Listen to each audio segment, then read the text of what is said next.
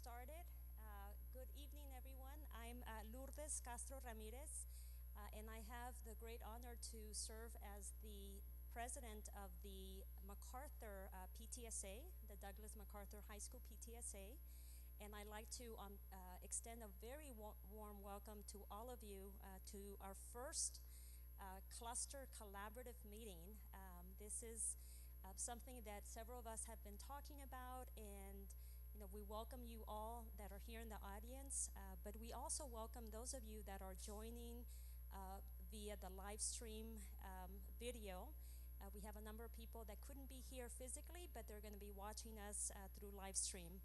So I'd like to start off by introducing Melissa Glidewell.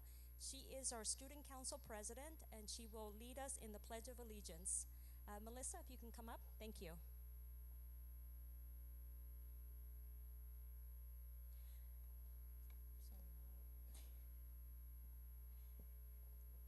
I pledge allegiance to the flag of the United States of America and to the republic for which it stands, one nation, under God, indivisible, with liberty and justice for all. Thank you, Melissa. And our next speaker is a senior here at MacArthur High School. I'd like to invite Kaylee Ray Tames to provide some opening thoughts and remarks with all of you. Kaylee, if you will join us, please. Thank you. So hi, I'm Kaylee Tamez. I'm a senior here at MacArthur, and I'm just going to be saying some words on behalf of the PALS program that we have here at MacArthur. So here at Mac, we strive to cultivate an environment of acceptance, but most importantly, inclusiveness. In my time here at MacArthur, I can say without a doubt that I have experienced a sense of family that we take so much pride in. We genuinely try to take care of each other as if we were really family, and I think that our program, and especially NEISD, does a great job of cultivating this from when you're in elementary school to middle school to high school. I did go to Coker and Bradley, and now being here at MacArthur, I take so much pride in saying that I'm a MacArthur Brahma and really taking care of family each and every day. We encourage everyone to value themselves and to also value others, and remember that the words that we speak can have an impact on someone else's lives. It is our goal to make sure that the community's inclusiveness efforts aren't just words, but are reflective of the kind of students that we have here at MacArthur. Thank you.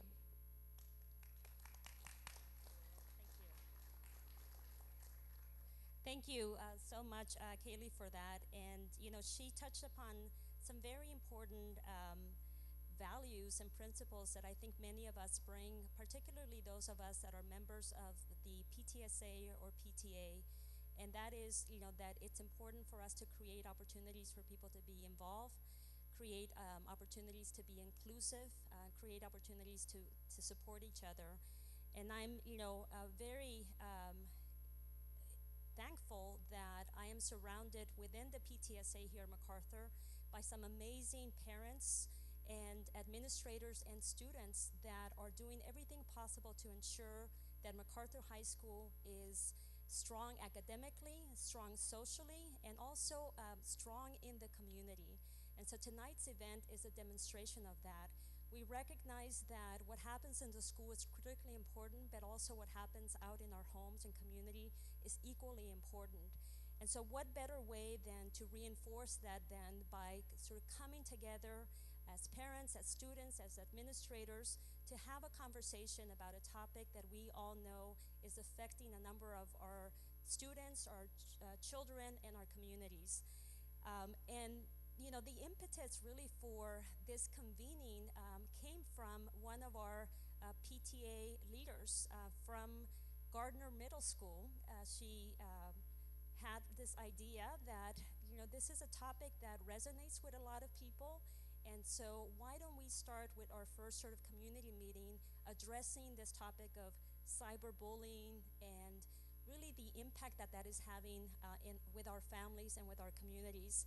That idea then was presented to the principal here at MacArthur, Mr. Pete Martinez. And I think there was really a collective agreement among the PTAs and the PTSA and the principals that this would be a great sort of place to start the conversation. And so I'd like to acknowledge my peers and my colleagues within the MacArthur PTSA. If you're here, please stand. If you're a board member, a committee chair, or a member of the MAC PTSA, please stand to be recognized. And if we can give them an applause. I'd also like to recognize the president of the Gardner Middle School PTA, Elizabeth Wright, who was the person behind the idea that brought us here. Thank you, Elizabeth.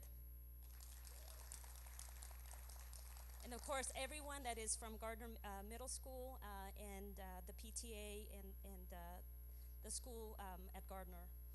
I also would like to recognize Melissa Fink, who is the president of the Bradley Middle School. I'm sorry, Driscoll Middle School. I have it backwards. I apologize, Melissa. Melissa has been really instrumental in planning and coordinating and getting us to this point. So thank you very much, Melissa. And to everybody from Driscoll Middle School, thank you for being here. And then finally, Rachel Brodeen, who is the PTA president for Bradley Middle School. And you know, we're all just getting to know each other, right? It's hard to get involved at the high school level. It's harder to start, you know, connecting across the community. And so we're all getting to know each other. So by the time we have our next community cluster meeting, we will know each other's names and our nicknames, right? So thank you all very much for your hard work and for the time invested in getting us to this place. Why is it important for us as parents to be involved? Again, you know, without your involvement and engagement, the schools, our students, I honestly believe that without our involvement, their ability to be able to thrive and excel is hampered. And so we have to be involved, we have to be engaged, and I know for those of us that are working parents, it becomes even much more difficult. And so the way to do that is to do it together, to do it collaboratively, to expand the number of people that are involved so that we can all share in this effort. And you know, the other way to do that is to lean on our administrators, our principals, our counselors, our teachers. And at MAC, we are very, very pleased to have a very strong principal who models collaborative leadership, who embraces parents' leadership, who supports his students academically, athletically, and socially. And so, you know, I'd like to introduce to all of you now Mr. Pete Martinez, who is the principal of the Douglas MacArthur High School.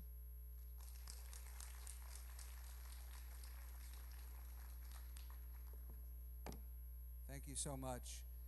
It's a pleasure to be here today.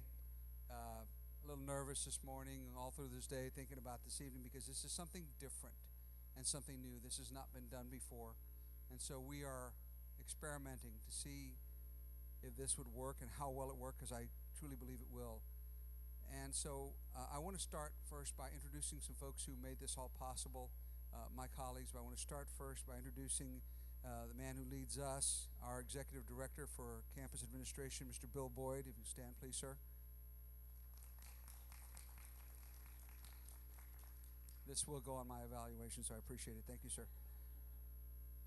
I also want to introduce my colleagues from Driscoll Middle School, where I was a principal at one time. We're glad to have him with us now, Mr. John Hill, principal of Driscoll Middle School. And for those of you who don't, we are live streaming right now, so we have the principal of Bradley, who is our tech guy, and he is in the back, and he is going to take questions from online. So, Mr. Bloomer, if you just wave from the booth back there. And finally, a man that I've had a great relationship with for years. We were assistant principals together at Roosevelt High School at one time, and it's an honor to serve with him in this cluster, and also instrumental in bringing this about, Mr. John Majesco. So how did this all happen? We were talking about what we can do, because we have cluster meetings every month as principals. Every principal in the cluster meets here, and we talk about the things that are going on, and We always talk about alignment, but one of the things we've always left out is parent alignment. We don't always talk about how we bring those parents from one campus to the next. And one of the things we have seen is that there's a break that occurs naturally, that parents at the elementary level tend to be very involved. You have room moms, they make the cookies and all the good stuff, and they're very invested in what's going on with their kids. And then they go to middle school, and you still have quite a few, but some of those parents fall out. And then you get to high school, and a lot more kind of fall out even after that, because now they're on their own, and so we lose those parents. But all along the way, what we tend to do is we have to re-engage those parents and say, oh yes, we still want you to be involved with PTA. Well, I think it's important, and we talked about that, and everybody was in agreement. It's important that parents understand that we need you from K through 12. These kids need you from beginning to end. Kids are going to make bad choices. Kids are going to need guidance. Kids are just going to need somebody to say, I love you on a daily basis. And that's where we all come in together, that we share that same affection and that care for our kids, that guidance, the need that they have. And so this was an effort to build that alignment between us, to build that connection. And also, the first topic that came up, and again, out of Garner, they said, we were talking about doing this. Well, what do you think? And we all agreed, yes, what a great topic to begin with. Bullying has been around forever. I think when back in the millennium, when the first school opened, on the second day, the first bully bullied his first kid. It's just been around, but it's never been more prevalent than it is today. And with today's cyber technology, with all of the Snapchat now, I remember, how many of you remember MySpace? And then you had Facebook, and then now it's Snapchat, and it's everything that's out there. And so the ability to carry on these kinds of behaviors has gone into the cyber world.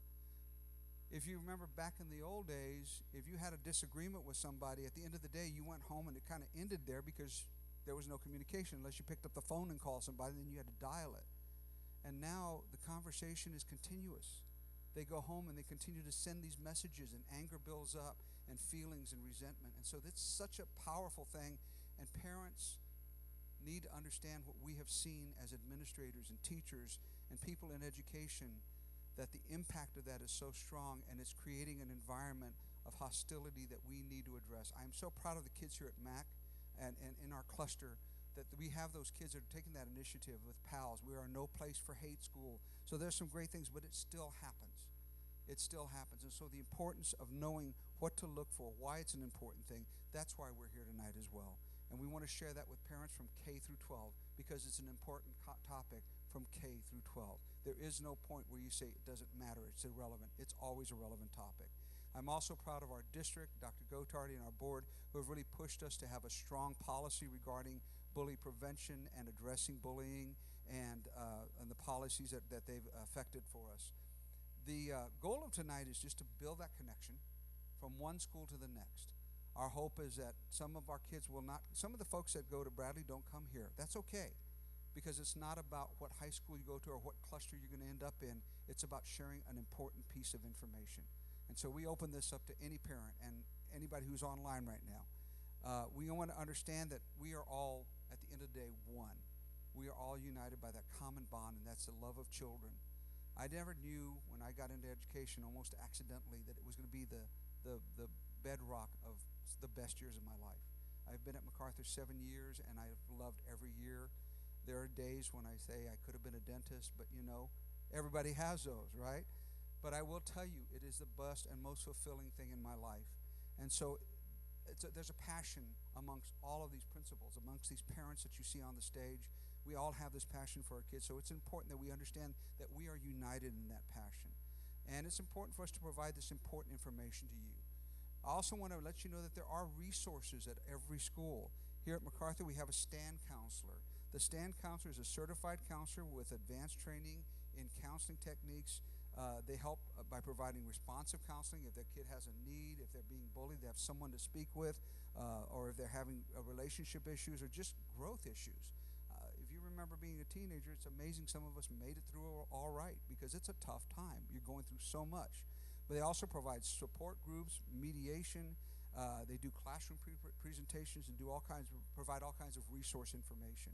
We also have our school counselors, and every school has counselors in them, and they do more than just provide academic and career information, although that's a big portion of it, and do those testing things. They also are ready to provide support for the students and provides personal and social support for them as they experience issues. So you have those resources you can reach out to, as well as every administrator who is here and prepared to support the kids. I'm fortunate that my first career before education was in counseling. I was an LPC, and so it's helped a lot in dealing with those issues, but it's made me more available for my kids. And I think every principal, whether they've trained in this or not, is available, and they have a true and genuine interest in the kids. Now, the main thing to remember is while these counselors and administrators, we can be helpful, but they should never be a substitute for qualified professional counseling or a mental health professional. That's so important, and it's important that we seek that out. Some people there's a stigma, and I remember when I was a counselor that people had the stigma of, oh my God, it's a mental health, but I'm not crazy. You don't have to have some far out disorder. Counseling is about dealing with some issues that you just can't deal with yourself. And so everybody's a counselor. Parents, you're counselors. How many times do you have to talk to your kids? You are a counselor, but you have resources through us as well. But also always know that we can provide resources and direct you towards professional resources that would help you. With all that said, the main thing I wanted to do tonight was to welcome you. Welcome to you to MacArthur. We are proud to be Bremas. We love our cluster schools. We love all of our cluster kids. And we love our district. And so tonight, I just want to thank you for being here, for those of you here, for those of you who are watching online. And at this time, I want to introduce Mr. Bujescu, who's going to go give you a brief overview of the district bullying policies and the resources that are available. Thank you. Thank you, Mr. Martinez. I was asked to just give a little overview and a summary about the ways in which we are teaching our students and our parents how to report bullying. In just a few minutes, I'm going to review that with you. And then I'm going to share with you an overview of what Mr. Martinez was talking about earlier in how our district has really responded proactively to David's Law and the new edition of David's Law this summer that was passed with cyberbullying, and the ways in which we are ensuring that all of our campus administrators across the district are doing the best that they can to address these allegations on a daily basis.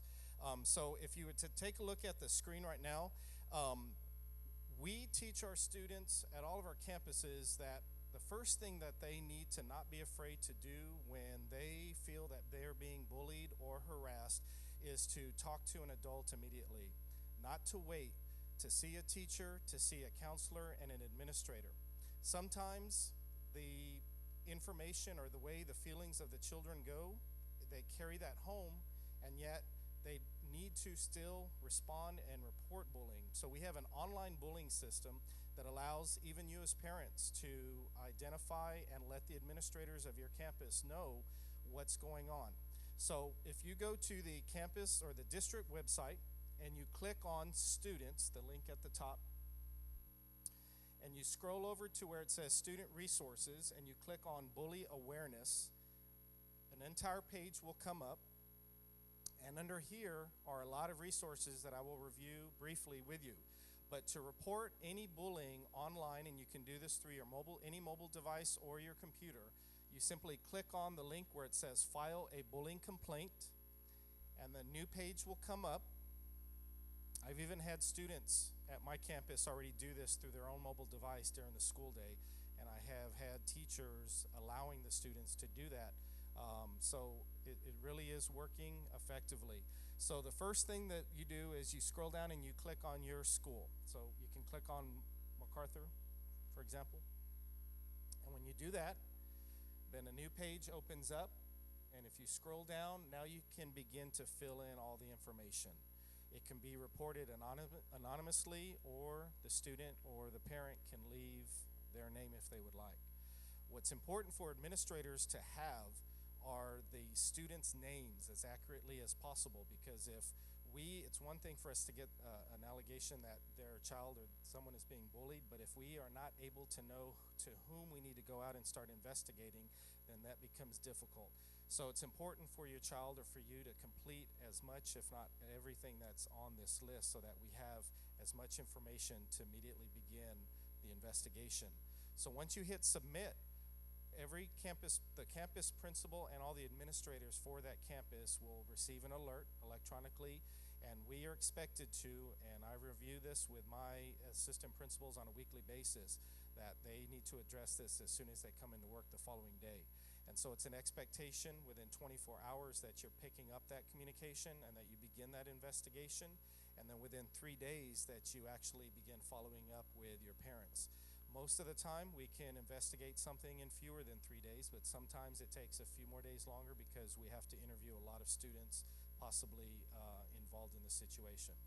So if you back up to the homepage again, Mr. Peterson, if you go back to the bully awareness page, let me just review with you all the different resources that are also available that Mr. Martinez talked about. So on this bully awareness page, there are a list of responsibilities of the bystander, some prevention efforts, state and local laws that you can click on and review. Down further, there is a list of the different kinds of bullying, from social bullying, cyber, physical bullying, and verbal bullying. And it refers back to state statutes and the laws regarding David's Law, cyberbullying, and harassment.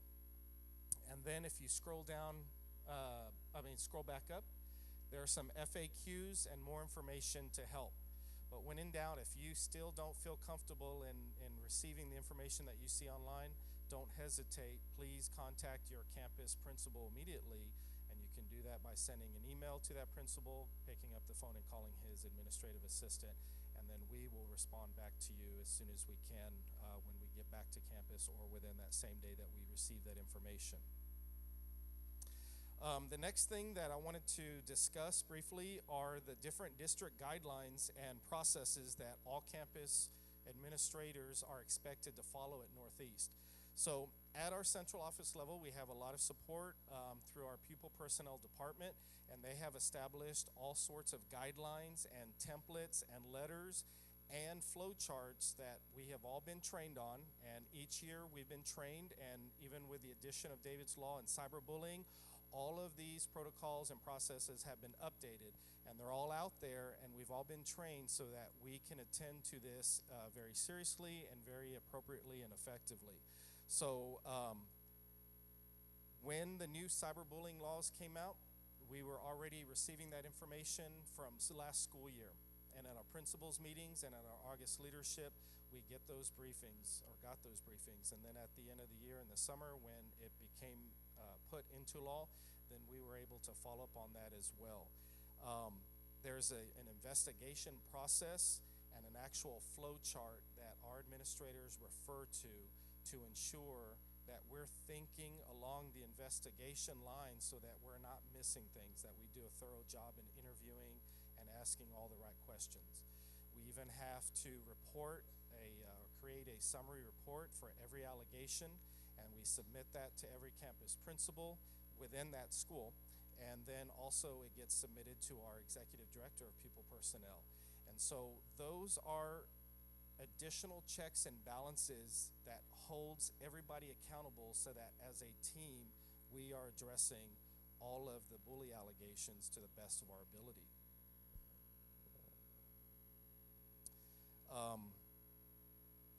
There are some resources or some actions that we take depending on the degree of what we find through our investigations. And so the pupil personnel department has even helped create those kinds of documents that we communicate to the students, to the parents of all of the alleged bullies and the victims of the alleged or the allegations.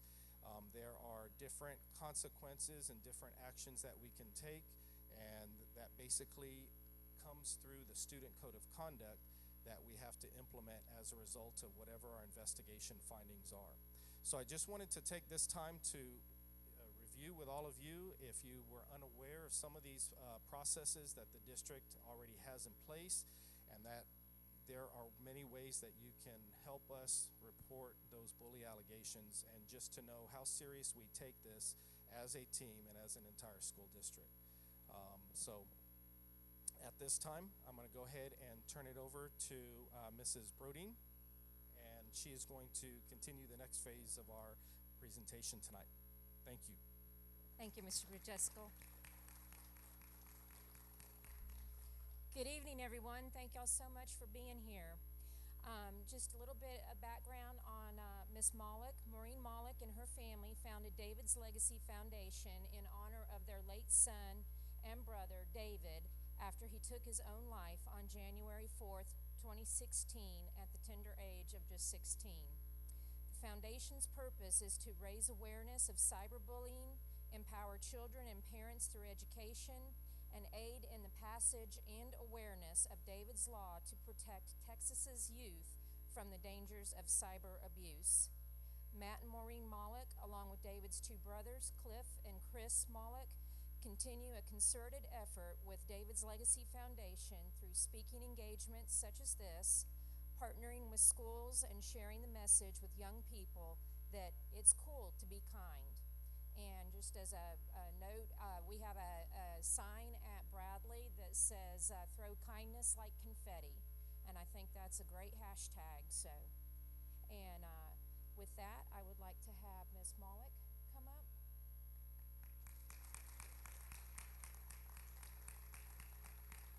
Thank you, Maureen.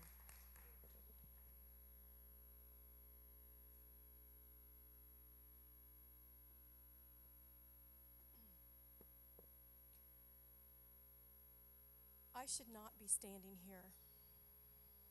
I'm not a public speaker and I'm not an expert in any field. I'm just a mom who has suffered the greatest loss that a mom can suffer. I call it my life sentence.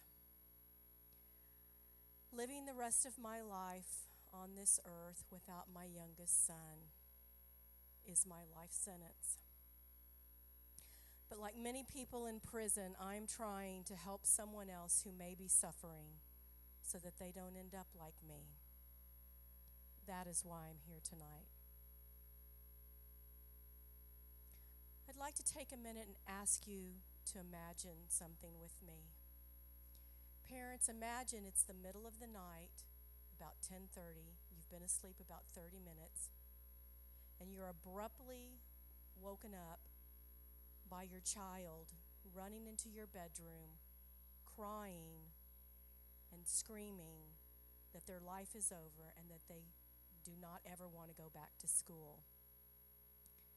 And you fumble out of bed and you're trying to understand what in the world is going on, and you sit down on the ground with them and they show you their phone.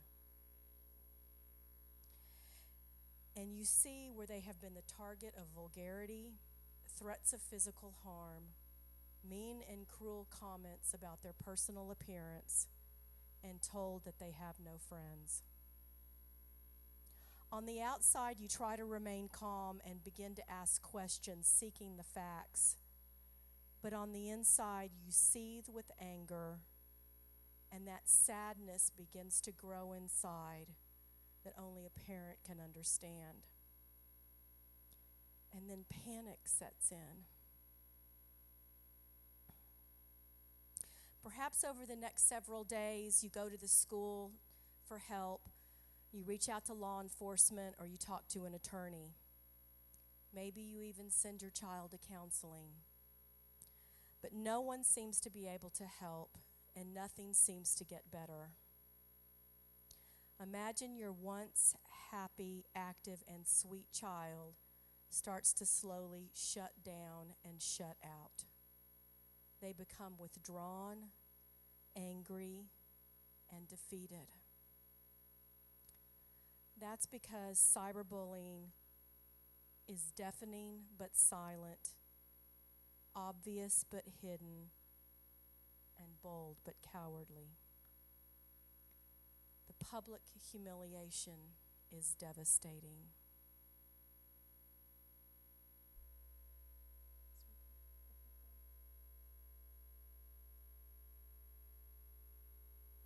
We're here to talk about our son, David Molack.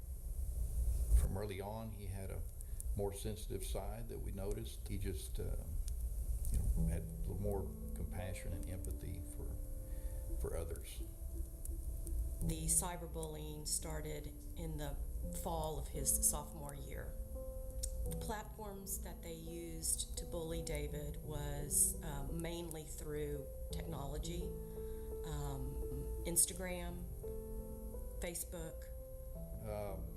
After school, some of the other anonymous sites, regular texts, videos. Like most kids, he was attached to his phone, and there were texts coming in or messages coming in constantly, and that went late into the night. It affects everything in their lives. I mean, they stop sleeping. You know, they can have nightmares. They can have anxiety. Their stress level goes way up. They just feel isolated and alone and humiliated. He became withdrawn. He was depressed. Didn't want to go to school. Was afraid to go to school. Slept a lot and became angry at me because I couldn't fix the problem. Just seemed to be a shell of himself. Before he was just a happy and joyful person, and he was just seemed more anxious and reserved, and he just wasn't the same. He felt isolated and alone, and because it had been shared with hundreds of people, he felt like the whole world was against him. Since his death, I have had a lot of those kids come to me and say how sorry they are that they did not stick up for him. They didn't know what to do. If your friend is not coping with it well, it's absolutely critical that you get an adult involved, that you tell an administrator, that you make sure that the individual's parents are involved, because quite quickly these situations get out of hand and no one can cope with those things by themselves.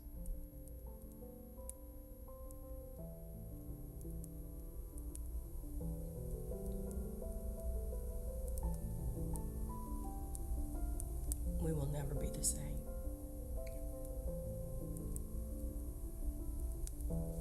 There's got to be some good that comes out of something so devastating. And that if we can help another child with this issue, bring awareness, pass a law, teach kids that there's a soul behind that screen, and when you say something mean, you don't know what kind of a day or what's going on in that child's life and how much of an impact that it can have on somebody. And the hundreds of people that have been affected, thousands of people that have been affected by David's death. It's a ripple effect.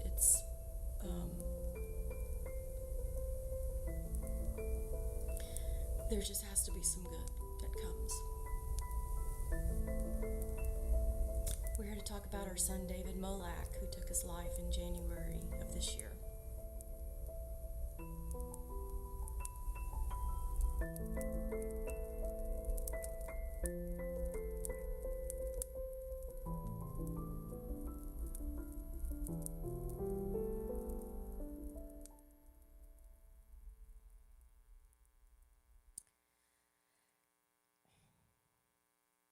So, my son David was 16 years old, and he was a sophomore at Alma Heights High School when we found out about the online abuse. We knew we had to take action to advocate for him, and so I went to the school with screenshots. And although the school felt like it was very serious in nature, because it happened after school hours, they basically felt like their hands were tied. We dug into the issue and discovered that the cyberbullying had been going on for some time, for months. But David hadn't told us because he was afraid we were going to take his phone away. And so the only thing that we could think of was to move schools because he was afraid to go to school. And the school worked with me, and they moved him to a safe place while I worked to try to get him into a private school. However, this didn't work because Cyberbullying doesn't require geographic proximity, and the bullying continued even though he no longer had social media. It did not stop students from taking pictures of the bullying happening still on social media and sending that to him through regular texts or coming over and showing him what they were saying online. David also couldn't understand why he was the one that had to move schools. We had re-victimized the victim. It created a very serious mental health crisis in my home, and the only way that I can describe it is it felt like we were in the middle of a tornado, but I was moving in slow motion and could not catch up. He was hospitalized. He had numerous doctors and counselors. We even had just started him on medication, but he tragically gave in to the hopelessness, and you know how it ended. The 4 months following David's death, I was in a fog, and I just laid on the sofa staring at the ceiling, just waiting for the nightmare to be over. I just knew I was going to wake up and that really didn't happen and it wasn't going to be real. Well, eventually the fog cleared, and the reality of my soul-crushing life sentence set in. It was at that moment that I knew that I was going to do everything that I possibly could so that no other mother would suffer the way that I was. So I joined my husband and sons in their effort to honor David with a legacy of hope and change through legislation. During my time on the couch, I had received hundreds of messages from other families who shared similar stories of what David had endured. Parents felt helpless and hopeless. Students would describe being depressed and anxious about what was said about them online and to their supposed friends. Some of the girls even confided with me that they were self-cutting. But I'm an accountant by trade, and so I really wanted to know what the numbers were. And so I looked at the statistics. 34%, this was 2015, 34% of the students reported experiencing cyberbullying. 15% of students admitted to cyberbullying others. 60.8% of students said online bullying really affected their ability to learn or feel safe. And 10% of students skipped school because of cyberbullying. The 2017 statistics aren't looking so good. From the very beginning, we said that we didn't want a feel-good bill with David's name on it. We wanted the law to be strong, comprehensive, and fair. But we did not want to make it the school's sole responsibility. When we looked at the other laws in other states, there were many states who just made it a school responsibility. And we knew that that was not the answer. It was important to us to give law enforcement and parents the tools that they would need to address this issue. The legislative process was long, grueling, and disheartening, but I'll save that talk for another day. In the end, there was a lot of compromise, and we were ultimately successful in getting a good law passed that was signed by Governor Abbott in June, and it went into effect September the 1st. So the major things about David's Law that I'd like to talk to you about, the most important thing is that it follows kids off campus for cyberbullying incidents. And that was really important for us, not only for what happened to our son, but if you think about it, the way that the internet is, how do you really know when something occurs? What if you have a cyberbully post something at night However, the student doesn't open it up until the next morning when they're at school. Did it happen at night? Or did it happen in the morning? What if it gets shared or liked multiple times throughout the school day? Did it happen at night? Or did it happen at school? We felt like schools administrators would spend so much time trying to figure out, well, did it happen on campus or did it happen off campus? The bottom line is that if you have a child that's hurting and no longer feels safe to go to school, don't we owe it to that child to find out why? The next most important thing about David's Law is the reporting to parents. So as we heard earlier, parents need to be, the victim's parents need to be notified within 3 days. I was glad to hear that maybe that might be sooner. For us, originally in the bill, we had it within 24 hours. The legislator wanted to change it to be a reasonable amount of time, and we said no go. So we compromised, and we ended up with 3 days. The perpetrators' parents need to be notified within a reasonable amount of time, and that was unchanged in the law. The next thing is anonymous reporting. We heard a lot about y'all's anonymous reporting tip. I think it's awesome that it's not just, you don't just allow students, you allow anybody really to report. Parents can report. That's the way we had it written in the law, in the bill. But that did not pass. And the only thing that passed was that it requires schools to allow students to anonymously report. You guys live in an awesome school district because parents can also report. The next thing is expulsion for very serious bullying behavior or sending a student to DAEP. So every school district has different criteria, and we already heard that y'all have your criteria in place. So those are the most important, as far as we're concerned, the most important pieces of David's Law. Like I said, we wanted to give everybody tools. So there's a civil component to David's Law. This allows parents to go out and get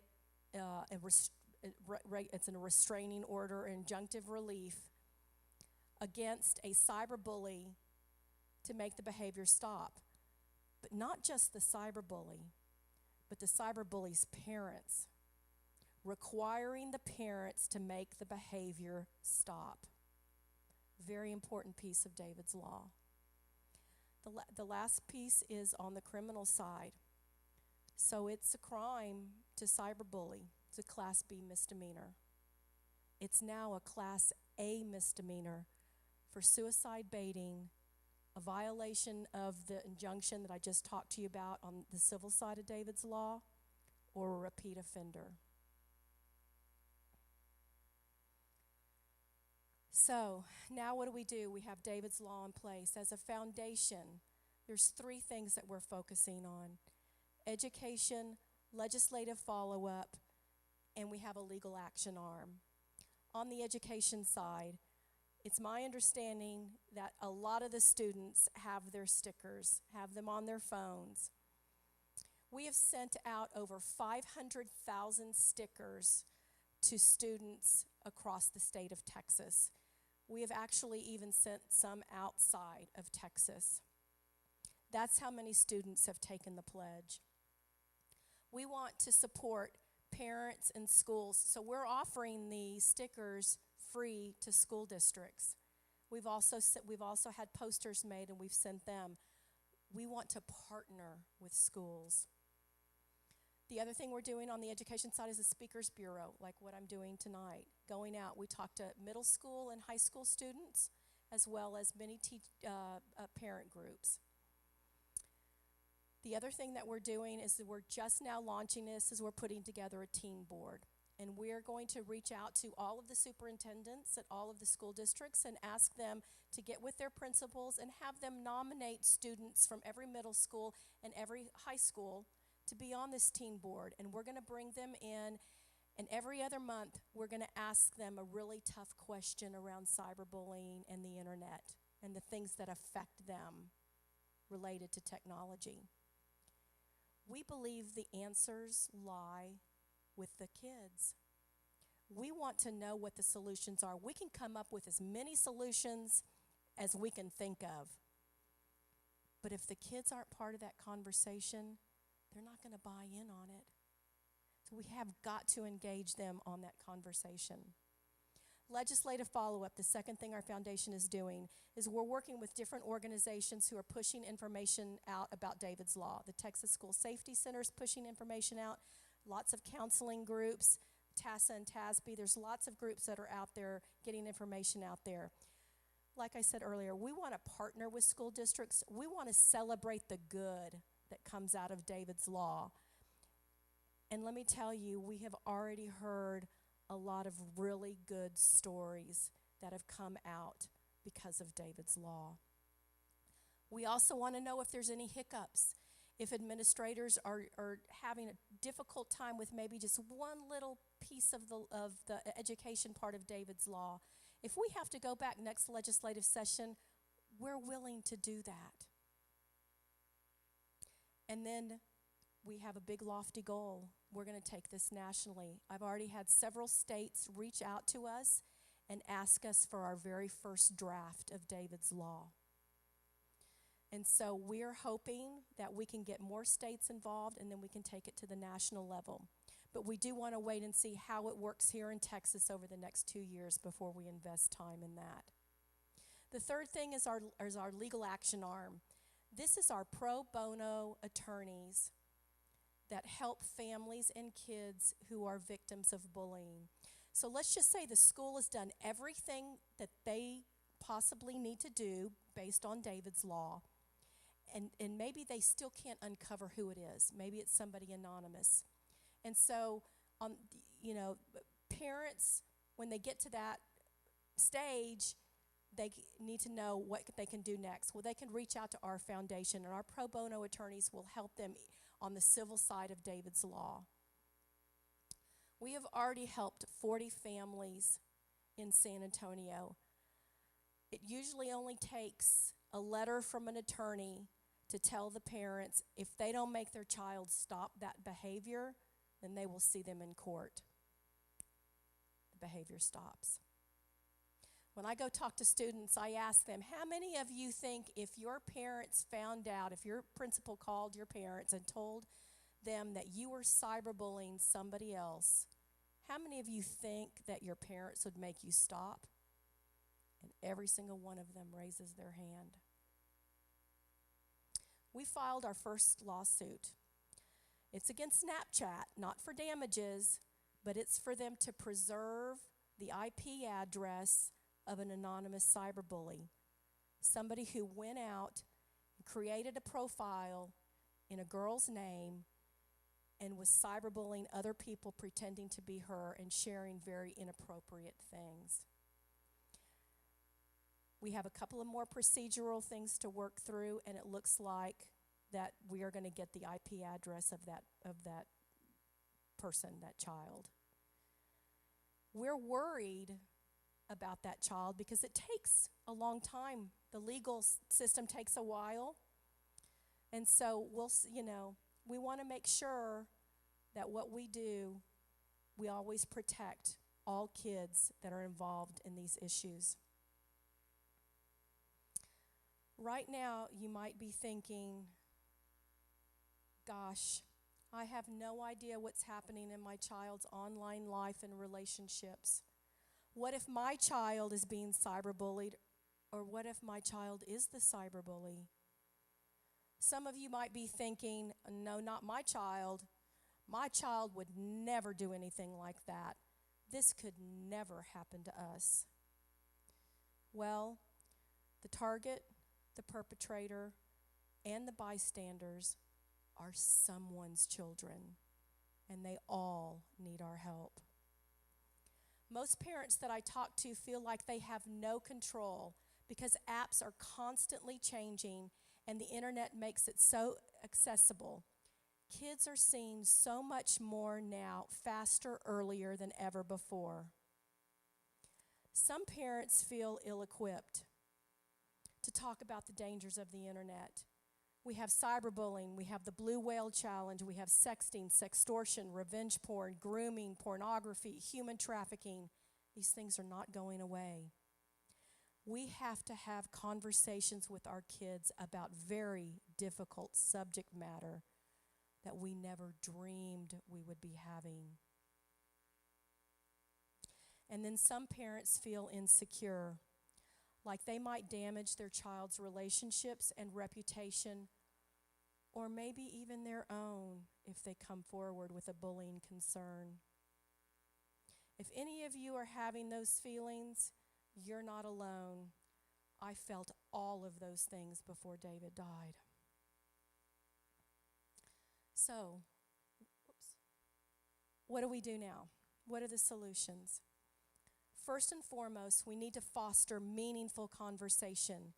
Keep the lines of communication open, not to perpetuate bullying or point fingers out of fear. Open and honest dialogues with each other, with your school district, but most importantly, with your children. We need meaningful conversation for good, for better. I personally think we need to get back to the basics of teaching empathy and compassion. I feel like a lot of that has been lost because there's so much screen time and kids have become desensitized by the things that they see online. I think we do a pretty good job about teaching our kids about online safety. But do we do a good job talking to them about how they interact with one another online? Let's talk with them about empathy and compassion. Let's remind them that empathy is a feeling. It's an understanding how someone feels by putting yourself in someone else's shoes. Compassion is a response. It's not only empathizing with what that person is feeling, but taking some kind of action in response. I also think we need to teach our kids that they should have a positive digital footprint. If they're going to have any type of a footprint, it needs to be positive. That the footprint they leave behind can affect the rest of their life. Let's use real-world examples. Tell them about the Harvard admits who lost their admission because of the posts that they posted online. Or show them the picture of the girls' softball team who lost their place in the World Series because of the picture that they posted on Snapchat. Remind your kids that there's a soul behind every screen and that they never know what kind of a day or battle the person on the other side is facing, so they should always choose kindness. And when they do show kindness and inclusion, then let's celebrate them. The most important peer intervention in a bullying incident is an upstander, somebody who intervenes. As a rule, we say to our kids things like, walk away, don't get involved, avoid the drama. We don't teach them to defend or befriend someone who is a target, for fear it will diminish our own child's social circle. Even when bystanders do nothing, they encourage aggression, because doing nothing reinforces the perpetrator's actions and proves that the target has no one on their side. We need to encourage courageous kids. Engage them in practical ways to stand up both in person and online. Let's role play and dialogue with them on a regular basis about this. The night of David's Instagram, there were a lot of bystanders. 2 of those girls even went to their parents that night, showed them the posts.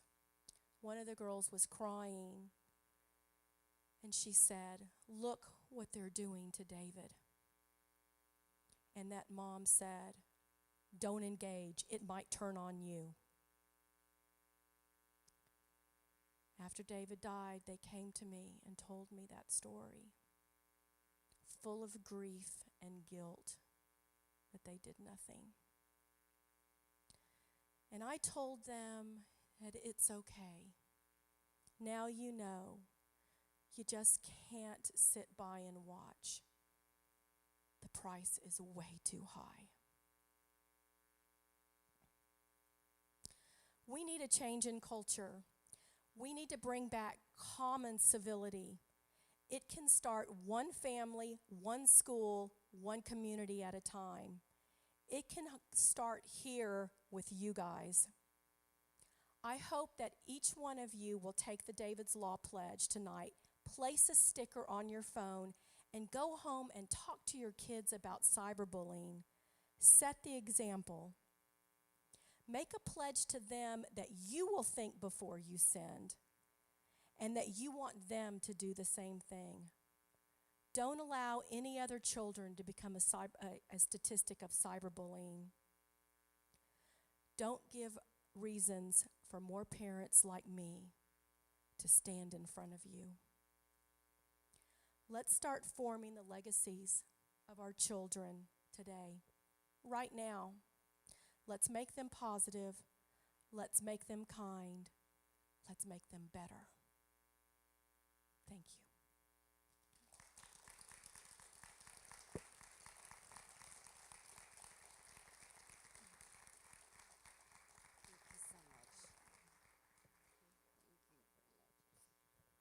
I want to thank you very much, Ms. Marie for coming tonight. And now we are going to open this up to a very quick Q&A for tonight. But I also want to say thank you to Ms. Mollight for speaking to us tonight and for sharing her story. And it's sad that she has to share that story, but also for turning this horrific tragedy into something good for other children that are going through what David and what David's family has gone through and brought us David's Laws. So again, thank you very much. So we're going to have a very quick question and answer. So we're going to open it up to y'all and bring this to for Ms. Molek and for our principals. And go ahead. Let's see. It's a very bright light out there. So does anybody have any questions about David's Law itself, since we do have the lady who brought that to us? We do have two questions from the audience that's watching at home. The first one is, what is the website so that other schools can get the stickers to do the David's Pledge? That is the www.davidslegacy.org. davidslegacy.org. davidslegacy.org, yes. Thank you very much. And so you can request the stickers for the school and the banner, a poster as well for the schools. Excellent. Wetmore Elementary School has requested those. Great. Another question, a parent would like to know within David's Law how parents are held responsible, and if you could explain a little more about that.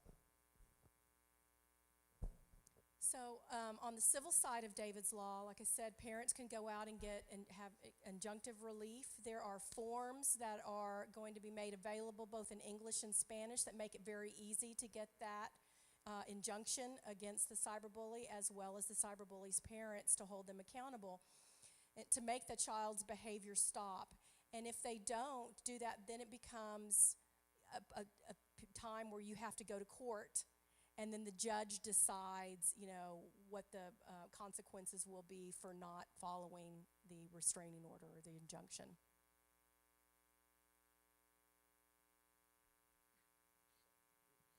Okay, do we have any other questions from over here?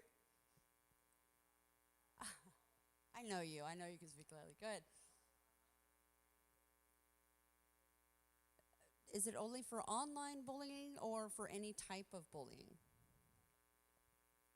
So David's Law is really not a new law. It took the education code that was out there and just made some modifications to it. It changed the definition a little bit, and it put things in different places. And so it just enhanced cyberbullying in there, as well as being able to follow kids off campus. And so regular bullying was already in the education code. And so none of that was really changed at all. Did that answer your question, or do you have something? Yeah.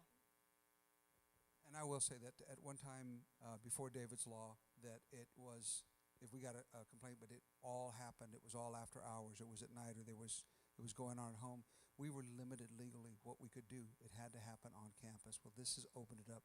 And I'm going to tell you, it's a two-edged sword, because on our side, we're saying, oh my gosh, now we got to do the home stuff too. But on the other side, I think the positive, and the very positive into this, is it sends that message to parents that you can't just turn your kids loose on the internet and hope for the best. You've got to be responsible for what your kids are putting out there, and I think that is a good thing. Okay, anybody? Oh, hi.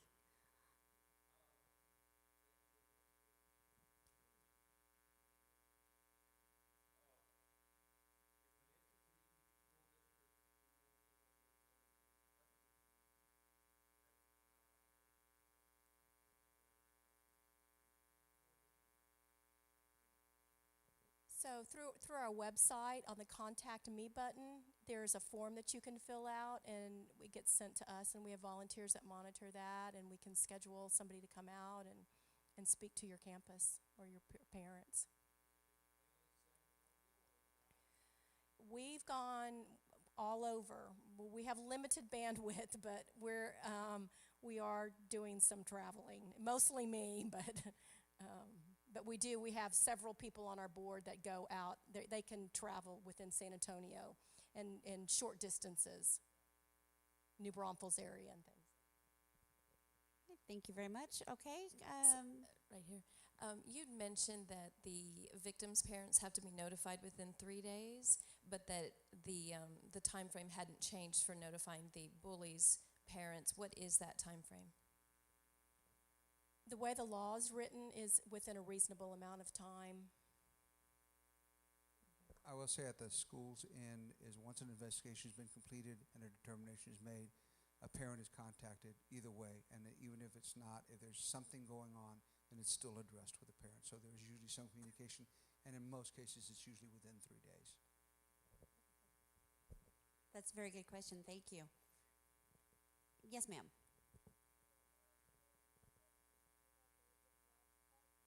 Do other school districts do the David's Law Pledge? Is that what you asked?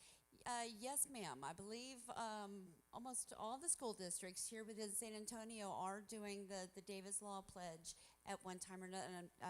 Beginning this school year, they have all brought it up. Yes. Yes, ma'am. Hi. I guess it's unfortunate, but I think a lot of children have to understand the ramifications of what they're doing. So I did hear that you do speak to the students at different schools, but that is my question. Has NEISD gathered the students and spoken to them about the ramifications of cyberbullying? Can I take this one real quick? Actually, again, I'm Melissa Fink from Driscoll. I'm the PTA president. Driscoll this week with our SMART class, our counselor has taken this program and brought it into the SMART classes, and they're running for a week-long presentation with the David's Law. And each day they're doing a different curriculum for it, and they'll be talking about it, and they'll be discussing the ramifications of what happens when they bully. And there's like, again, every day different. What happens when they do it? What happens to the victim? What happens to them? What happens legally? And it's it's an ongoing conversation. It's not we're just going to do it this week, but it's ongoing, and we're going to continue this throughout the year. And I know all the schools have brought different programs into the schools, but yes, it is going to the students as well. But we also wanted to bring this out to the parents because it's important for you to know that information, and who better to give you that information. So yes.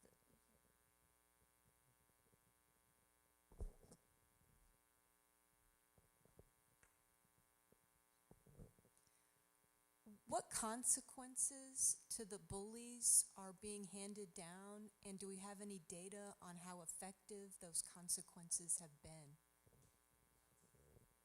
It can range, but it can go all the way up to alternative high school or alternative school placement.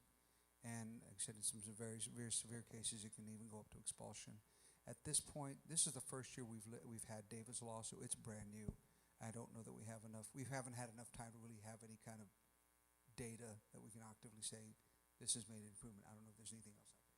Yeah, I mean, I think the only thing that we're going to really be able to measure is going to be the anonymous reporting tool. How many kids are anonymously reporting, and how many incidents are there? As far as, you know, how many successes and all of that, I think that's going to be really difficult for us to be able to measure. And I will say with David's Law, this has been a good thing also, because one of the concerns we've always had is we get this information administratively, usually when it's really beyond control. It's way out of control. And well, this has been going on for a year. It's been going on since freshman year, and he's a sophomore or junior now. And now we're finding out, but we never knew until that point. We had no indication.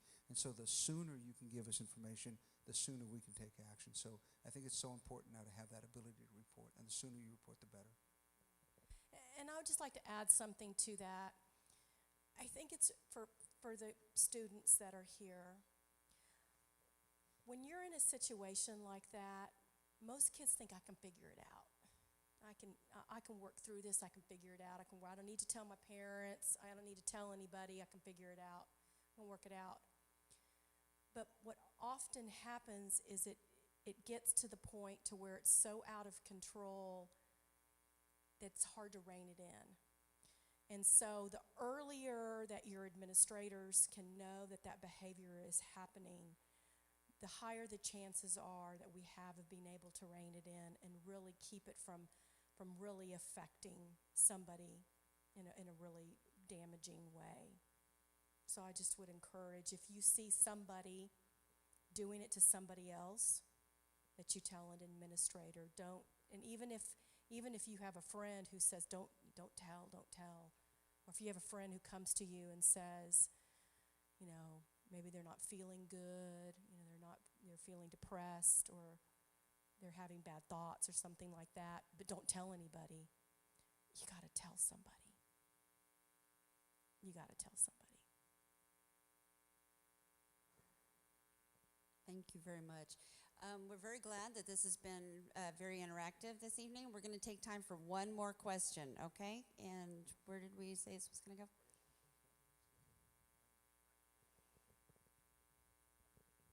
I just have a question for, I think it was Mr. Bojesco.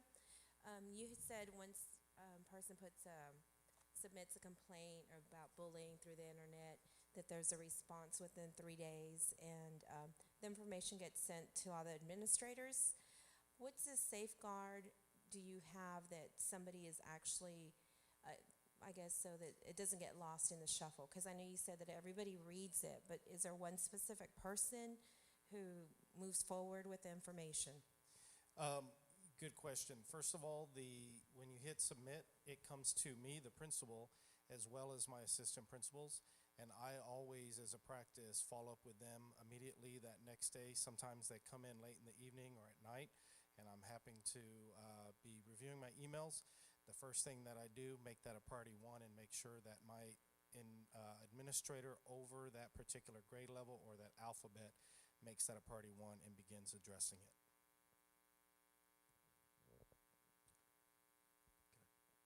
Okay.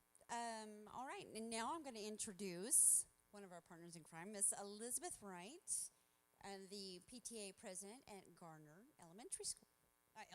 Middle school. I am back in elementary right now. Thank you very much. All right. Thank you. There you go. Thank you. Thank y'all so much for joining us this evening. There was a lot of good questions. I'm so glad that we were able to take this time and to start this dialogue here so that we had some questions answered. Please, I highly encourage you to reach out to your school counselors, reach out to your school admin, reach out to your PTA. We are all here as a partnership. We're here to help you, everyone. We're here to help our students, and we're here to help our parents. So I highly encourage you to reach out to them if you have concerns, if you have questions. We are here to help you.